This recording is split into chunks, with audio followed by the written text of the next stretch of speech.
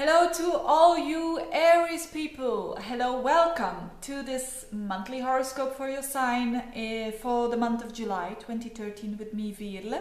And let's have a look what's happening during the month of July. There is a lot happening in the sign of Cancer, which is your fourth house, and I'll talk about that in a minute. And because there's so much activity and so many questions I had about Lilith in Cancer that I made a separate video. I made a separate video of Jupiter and Lilith in Cancer. So if you're interested, check out below the link because that is the flavor in general. But now what about Aries people? What about Aries?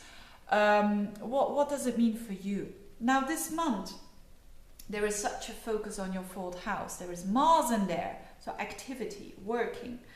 There is Mercury in there, going retrograde and going direct again around the 20th, 21st. So you will have more clearance about this theme that I'm going to talk about as from the 21st. And also a new moon on the 8th of July. So a new moon always means new beginnings and new starts for you in that fourth house area. Now, fourth house is about many things. Fourth house, but I think on the most general look, it means your core, your deepest you, your deepest identity, your roots, your family. On another level, it can mean your house,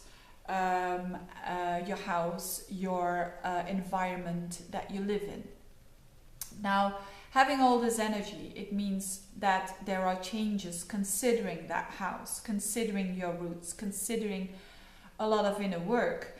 Now, I know that Aries people normally are not that fond of inner stuff because they are a fire sign, and that's why they are mostly extrovert and want to push that fire out. And with so much focus now on this emotional fourth house, it's almost a demand, a reflection that you need to look inwards now. This is a good month for you to look inwards and to work on those roots and on those foundations of your own personality. That is a clue. Now, I'm going to talk in particularly about Jupiter and Lilith through that fourth house. Now, Jupiter is the planet of expansion. It's the planet, it's a spiritual planet, it's a planet that wants us to grow. So in the fourth house, growing very deeply, which is getting stronger actually from within. And of course, if you are strong from within, it shines from without as well.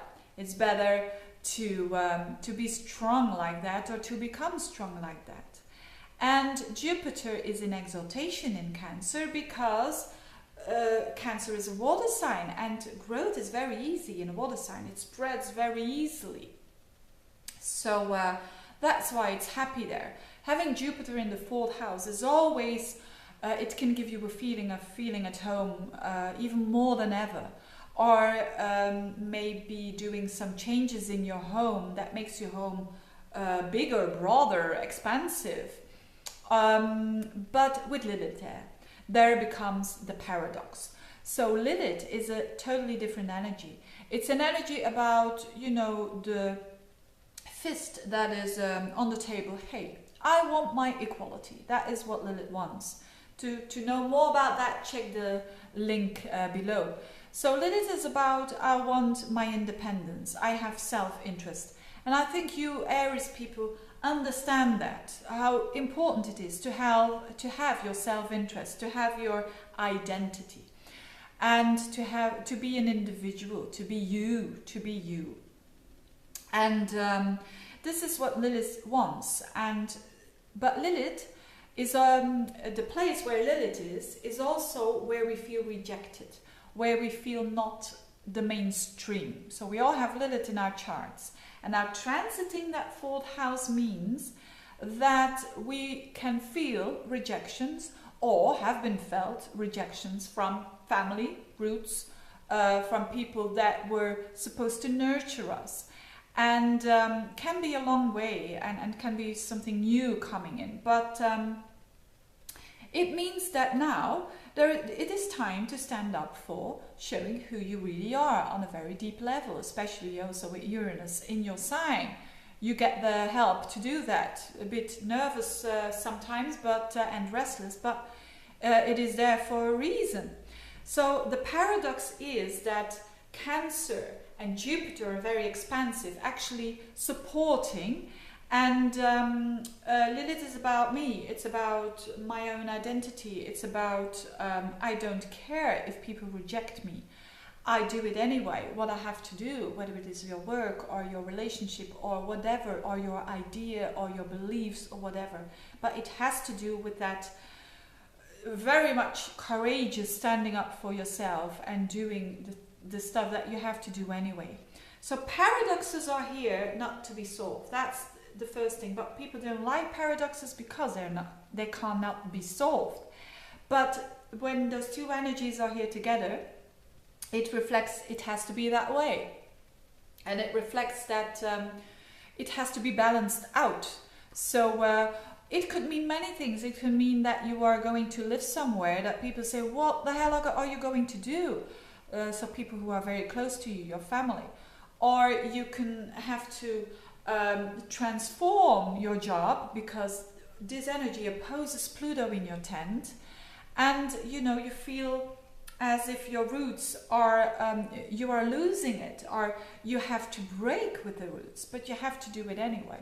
This is the kind of energy that will rise and will become even more prominent next month, because then it opposes Pluto in your 10th house. And Pluto is about the transformation and the rising, the transcending of these difficulties and these challenges. Not so much difficulties, because Jupiter in Cancer is very positive. But it's a nuance. It's a paradox. So there is it's a very interesting combination actually to make you a stronger person.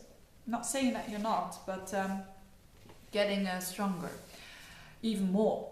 So that's it for you, for Aries people, and I wish you all the best for July. And if you want consultation, private consultation, I'll also put a link below, and I will also be putting a link below for something new, namely classes that I'm going to give as from September. So if you're interested, please check in very quickly, because I'll prefer small classes, so not more than 10, because otherwise it becomes too complicated with everyone interacting. So check out the link below.